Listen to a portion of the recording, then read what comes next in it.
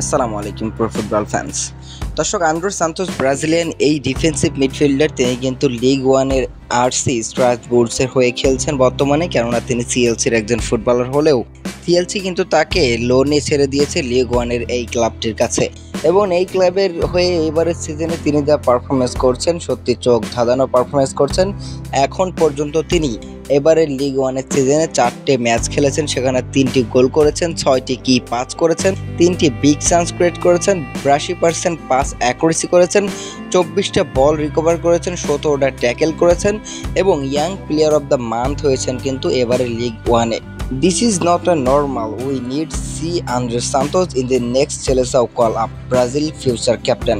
মূলত এরকম একটা স্ট্যাটাস দিয়েছে ব্রাজিল ইনসাইড নামে একটা গণমাধ্যম। সেখানে কিন্তু আন্দ্রে সান্তোসকে নিয়ে অনেক বেশি আলোচনা করা হচ্ছে।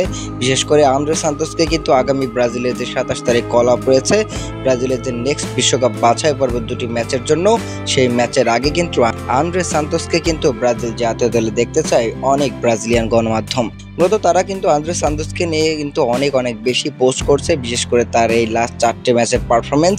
4 ম্যাচে 3 গোল, তার মধ্যে 6টি কি পাস করেছেন, 3টি বিগ চান্স ক্রিয়েট করেছেন লিগ ওয়ানের মতো একটা টুর্নামেন্টে। সত্যি আন্দ্রে সান্তোস দুর্দান্ত একজন ফুটবলার এবং তাকে কিন্তু কার্লোস কাসিমিরোর ব্যাকআপ হিসেবে ভাবা হতো শুরুতে, তবে তার পারফরমেন্স মাঝখানে খুবই বাজে হওয়ার কারণে কিন্তু তাকে আর সেইভাবে বিবেচনা করা হয়নি।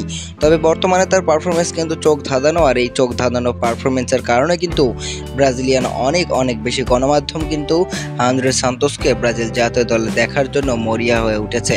তো দর্শক, আন্দ্রে সান্তোসের এরকম পারফরমেন্স আসলে কি ব্রাজিল জাতীয় দলে ডাক পাওয়ার যোগ্য? কি মনে হয় আপনার মন্তব্য অবশ্যই জানিয়ে দিবেন আমাদের ভিডিওর কমেন্ট বক্সে।